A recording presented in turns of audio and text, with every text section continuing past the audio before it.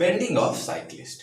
दूसरा जो डेरिवेशन है वो here we will discuss how a cyclist bends on a circular path.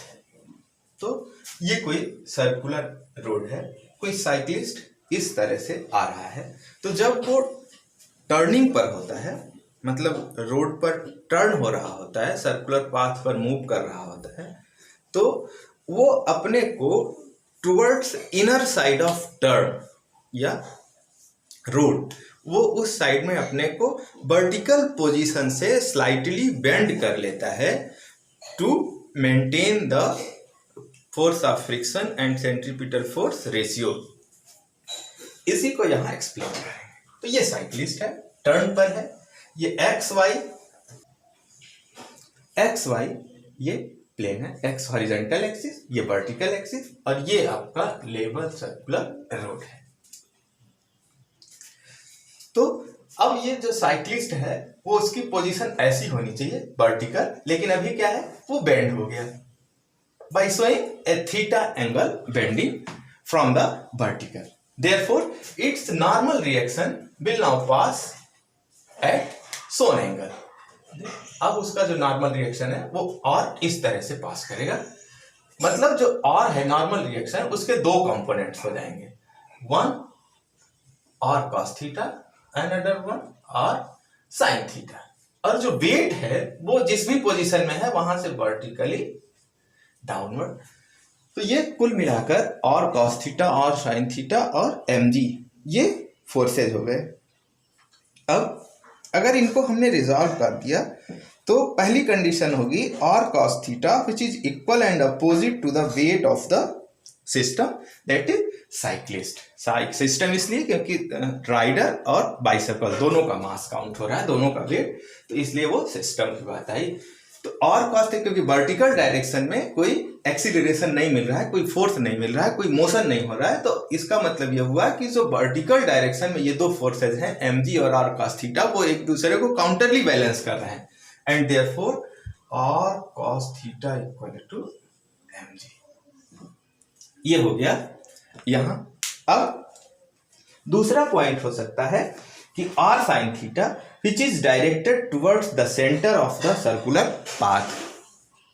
जो r sin थीटा है वो सेंटर ऑफ सर्कुलर पाथ, मतलब जो ये रोड है उसके सेंटर की ओर ये काम कर रहा है, और जो फोर्स टुवर्ड्स सेंटर एक्ट होगा that will be responsible for the centripetal force. मतलब यही r sin थीटा वो फोर्स होगा नॉर्मल रिएक्शन का जो रिक्वायर्ड सेंट्रीपिटल फोर्स इस टर्न पर प्रोवाइड करेगा।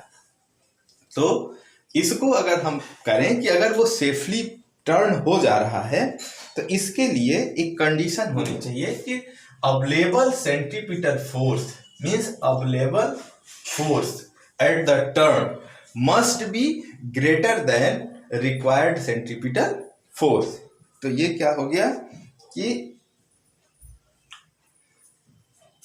लेकिन जो उसकी अधिकतम क्या कंडीशन हो सकती है, तो मैक्सिमम की कंडीशन ये हो सकती है, जैसा पिछले बार भी बोला कि वैसे तो क्या चाहिए कि जो अवेलेबल फोर्स है वो रिक्वायर्ड सेंट्रीपिटल फोर्स से ज्यादा हो, लेकिन अगर ऐसा पॉसिबल नहीं है तो क्या हो सकता है मैक्सिमम की कंडीशन, तो मैक्सिमम की कंडीशन हो सकती है कि available force becomes equal to the required centripetal force, and in this way r sin theta equal to mb square by r। तो ये mb स्क्वायर बाई r के इक्वल हो गया। Now we want to find the velocity at the turn, therefore 2/1 we have r sin theta by r cos theta equal to mb square by r divided by mg। now m cancel out, r cancel out, tan theta equal to b square by rg। ये हो गया tan theta, यहां से theta evaluate कर सकते हो। दूसरा अपने को वेलोसिटी चाहिए, तो ये हो जाएगा b square equal to rg tan theta. Now v equal to under root r g tan theta. ये हो जाएगी maximum velocity of the cyclist at turn.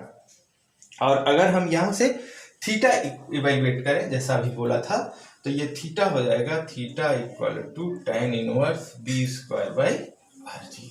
मतलब ये कितना वो बेंड हो, इसको वो हम इवेल्युएट कर सकते हैं इस वेलोसिटी से मूव करने के लिए कितना वो बेंड होना चाहिए। Clearly theta depends on v and r at a place. For safe turn, theta should be small. Theta will be small if v is small and r is large. Thus, turning of the cycle should be at slow speed and along a track of larger radius. और इसी के कारण हम देखते हैं कि जब हम साइकिल लेकर टर्न पर पहुंचते हैं और स्पीड हमारी ज़्यादा होती है, तो हम अपनी स्पीड को वहाँ बिना इस फार्मूले को पढ़े ही ऑटोमेटिकली उसको रिड्यूस कर लेते हैं या अपने रेडियस को इंक्रीज कर लेते हैं। लंबी रेडियस लेकर हम टर्न करते हैं